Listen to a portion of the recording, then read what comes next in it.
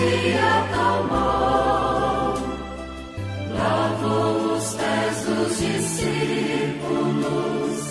este exemplo nos deixou. Meus caros irmãos, eu lhes falei no vídeo passado, este é o terceiro. Primeiro eu expliquei rapidamente, de modo geral, o que é a Páscoa. No segundo, a Páscoa de Cristo. Hoje eu gostaria de lhes explicar neste vídeo como a igreja celebra anualmente a Páscoa do Senhor. Eu disse que a Páscoa ela é composta de 3 momentos. Escravidão, morte, se atravessa as águas do mar da morte, do mar vermelho, veja, segundo momento, e se sai do outro lado do mar, vivificado, livre para a comunhão com Deus, terceiro momento. Esta é a Páscoa. Como é que a igreja celebra isso anualmente? Como é que nós vamos celebrar na próxima Semana Santa? Com o tríduo, olhe, tá vendo? 3 momentos, o tríduo pascal. O tríduo pascal. Nos ritos litúrgicos, aquilo que Cristo viveu e que se torna presente para sempre no coração do Pai, aquilo que Cristo viveu se torna presente na liturgia da igreja, para que você possa entrar e se apropriar daquela graça que Cristo nos oferece. Então vamos lá. Primeiro dia do tríduo, Cristo se entregou por nós. Vejam, Cristo, na condição de escravo, fazendo-se servo até a morte, se entregou por nós. Até a morte. Não há maior prova de amor que dá a vida pelos amigos. Segundo dia do tríduo, Cristo entrou na morte. Cristo foi tragado pela morte. Terceiro dia do tríduo, Cristo venceu a morte. Cristo ressuscitou. Agora vamos lá. Qual é o primeiro dia do tríduo? O primeiro dia do tríduo é a quinta-feira santa à tarde e a sexta-feira santa. Lembre que para os judeus, na tradição judaica, o dia começa ao entardecer. O dia para o judeu começa quando brilham as 3 primeiras estrelas nos céus. Então, o primeiro dia do tríduo, a quinta e a sexta-feira santas, são um só dia. A quinta à tarde, o primeiro dia do tríduo. Veja, ele se entregou por nós. Ele se entrega ritualmente na ceia, no entardecer da quinta, e vai se entregar fisicamente, historicamente, como evento na sexta. Aquilo que Cristo faz na quinta e aquilo que Cristo faz na sexta são a mesma coisa. É a mesma coisa, é a mesma entrega. Mas numa é o modo de entregar-se que muda. Numa ele se entrega ritualmente, para que a igreja possa repetir isso enquanto esse mundo existir. E na outra ele se entrega fisicamente, historicamente, materialmente. Eis aqui. Então, esse é o primeiro dia do tríduo. Na quinta-feira santa, na missa na ceia do Senhor, e na sexta-feira santa, o nosso coração devia estar com essa frase: tu te entregaste por mim até a morte. O segundo dia do tríduo é o sábado santo, chamado grande sábado. Nunca chame o sábado santo de sábado do aleluia. Isso era antigamente, quando na liturgia se celebrava a vigília pascal no sábado pela manhã. Por uma aberração, foram colocando para mais cedo, para mais cedo, para mais cedo, a vigília pascal, e terminou ficando no sábado pela manhã. Cuidado que estão começando novamente com isso. Já se celebra a vigília pascal às 8 da noite, às 7 da noite, veja. Deve se celebrar sempre com o sol já posto, e quanto mais tarde, melhor. Quanto mais próximo da meia-noite, melhor, a vigília pascal. Então, o sábado santo, o grande sábado, o sábado do silêncio, o sábado no qual Jesus passa na morte. Na morte. E depois o terceiro dia, o domingo da ressurreição, a vigília pascal. Veja, na madrugada do primeiro dia, depois do sábado, o Pai, no Espírito, ressuscita o Filho. Ele venceu a morte. Então, esse é o tríduo pascal. Primeiro dia, quinta-feira à tarde e a sexta. Segundo dia, o sábado. Terceiro dia, o domingo. O domingo é o dia mais importante do tríduo pascal e encerra o tríduo pascal. Agora vamos ver um pouquinho cada um desses dias. Bom, primeiro dia, não é a quinta e a sexta. Quinta à tarde ou quinta à noite, a missa na ceia do Senhor. O que faz essa missa? Essa missa recorda, não é? Recorda o mandamento do amor que Cristo nos deu, por isso o lava-pés, para recordar isto, tá certo?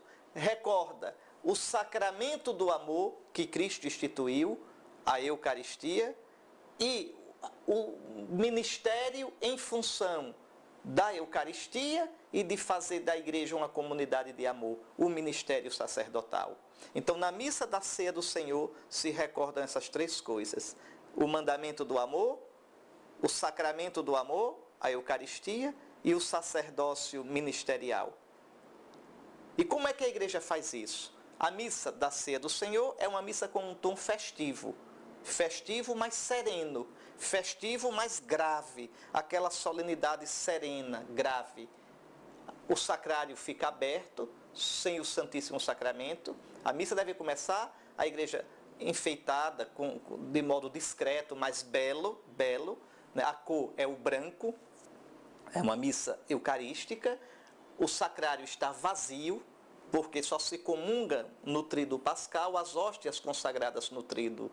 E, então, no Glória se toca o sino, se toca a campainha, porque significando que a igreja vai silenciar esses sinos que são sinal de alegria. A partir daí se toca a matraca, a madeira. Pois bem, como sinal de luto, sinal de gravidade, de sobriedade. Depois da homilia, o padre faz o lava-pés. Esse lava-pés é para recordar o gesto de Cristo.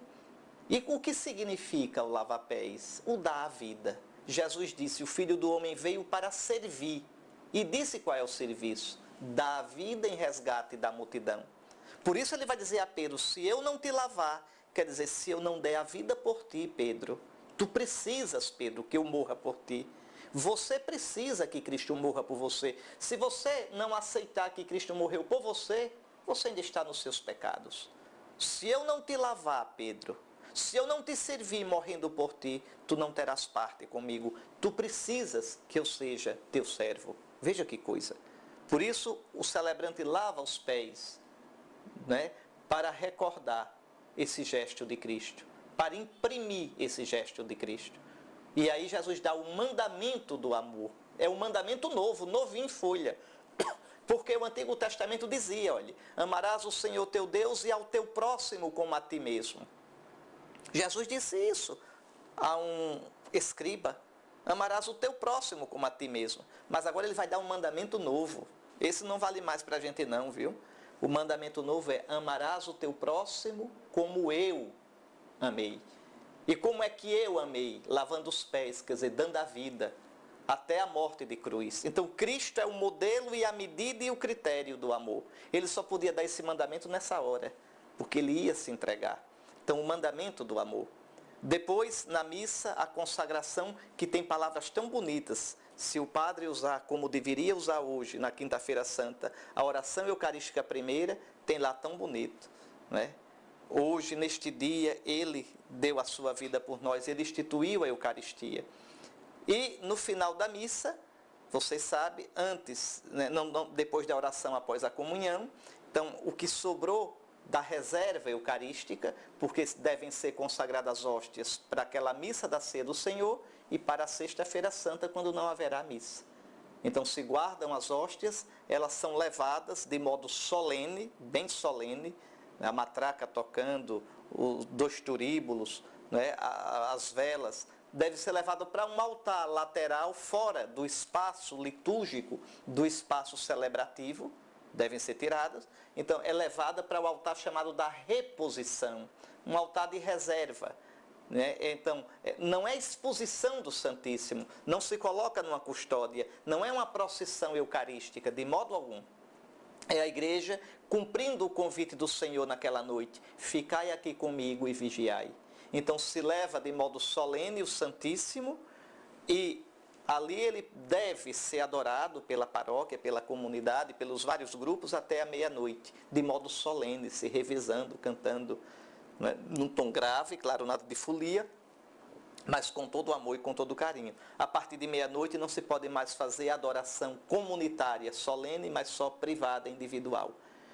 Após a missa se descobre o altar para significar o jejum eucarístico. A igreja não celebra a missa. É por isso que é errado durante o ano deixar o altar descoberto. O altar na liturgia latina sempre fica coberto. Altar descoberto é só na sexta-feira santa e no sábado santo, significando o jejum eucarístico. Ah, mas o altar é lindo para Deus, não é para exibição. Cobre-se. Cobre-se com uma toalha branca, de linho ou um tecido parecido, não lustroso, não brilhoso, porque na liturgia latina a toalha branca do altar evoca o sudário, o lençol que envolveu o corpo do Senhor. Então, do cordeiro imolado que ressuscitou. Então, essas invenções, nunca a gente deve dar espaço na liturgia. Tudo tem um sentido que a tradição, com T maiúsculo, a tradição no sentido bonito da palavra foi nos legando, nos passando.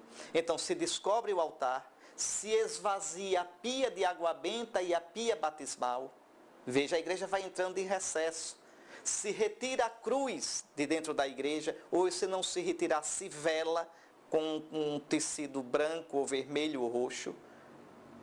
Porque agora, veja, a igreja vai se preparar para celebrar a paixão do Senhor.